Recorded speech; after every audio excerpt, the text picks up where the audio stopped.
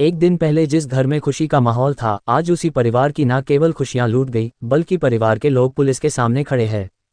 जो लड़की को दुल्हन बनकर अपने जीवन साथी के साथ विदा होने की तैयारी में थी, आज वही लड़की थाने के सामने लगा रही है न्याय की गुहार। इंसानियत को शर्मसार करने का यह मामला बाहरी दिल्ली के मंगोलपुरी से सामने आया है, जहां युवती दुल्हन बनकर तैयार थी, शादी के सभी रस्म भी हुए, लेकिन जैसे ही वक्त दुल्हन की विदाई का आया तो चंद पैसों के लोभियों ने युवती के परिजन से दहेज की मांग कर दी। बस फिर क्या था, युवती के परिजनों ने तुरंत इस मामले को लेकर पुलिस को शिकायत कर दी।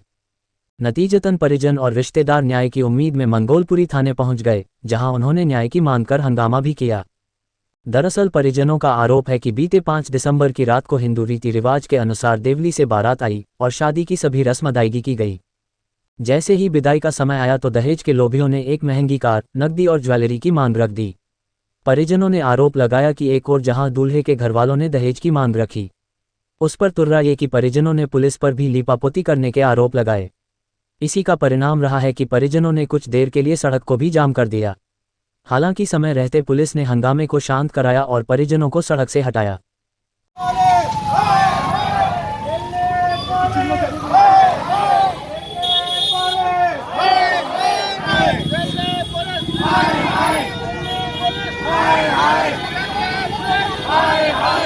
रात को मेरी शादी हुई है और उसके बाद से ये लोग दहेज वगैरह की डिमांड कर रहे हैं मेरे पापा से और भाई से। कितना दहेज मांग रहे हैं? उसके बारे में मुझे नहीं पता, गाड़ी और कुछ पैसे की बात हुई है। उसके बाद आप लोगों ने कंप्लेंट करी? पापा और भाई लोग कर रहे हैं। पुलिस क्या कार्रवाई कर रही है? मैं घर से आई हूँ, पुलिस के बारे में पापा और भाई को पता, मुझे नहीं पता। नमस्कार, मेरा नाम स्वीटी गोयल है। कल रात को मेरी सिस्टर इन लॉ, मेरी ननद ललिता की शादी हुई, जबकि पूरी शादी संपन्न होने के बाद, फेरे होने के बाद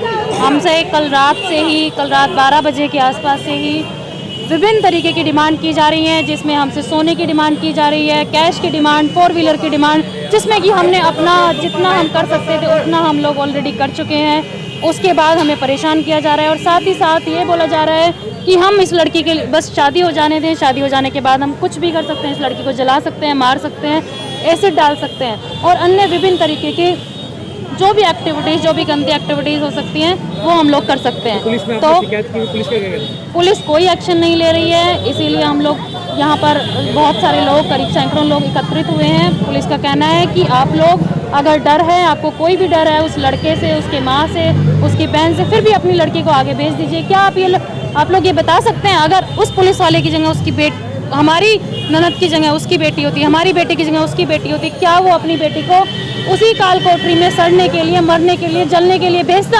हमें न्याय दो, हमें न्याय दो। दिल्ली पुलिस कुछ भी नहीं कर रही है, वो कुछ भी नहीं कर रहे हैं और वो हमें सीधा काउंसलिंग करके घर भेज रहे हैं कि आप लोग जाइए और अपनी लड़की को विदा कीजिए, बिल्कुल बेफिक्र रहिए। अगर भविष्य में कुछ भी होता है, कुछ भी उसके साथ घटना घटित होती है, उसको एसिड डालकर जला दिया जाता है, उसको गैस से जला दिया जाता है, उसको मिट्टी का तेल डाल करके जला दिया जाता है, तो हम बैठे हैं, पुलिस क्या मर गई है, थाने क्या उस टाइम पर बंद हो जाएं? क्या ये सही है?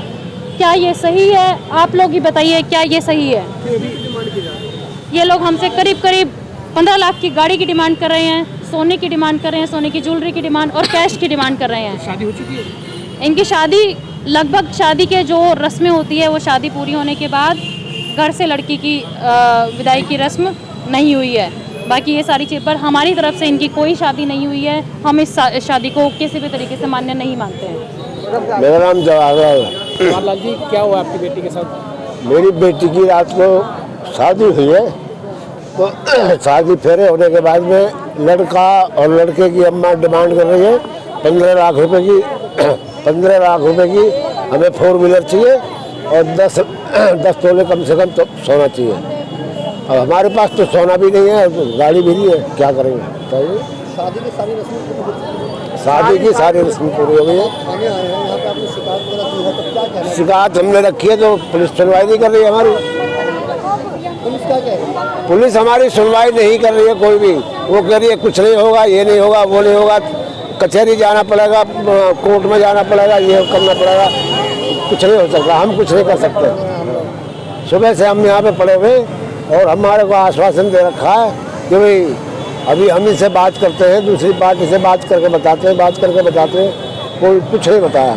अब कह रहे हैं आपको कोर्ट में जाना पड़ेगा। हम लोग बहुत परेशान हैं सुबह से।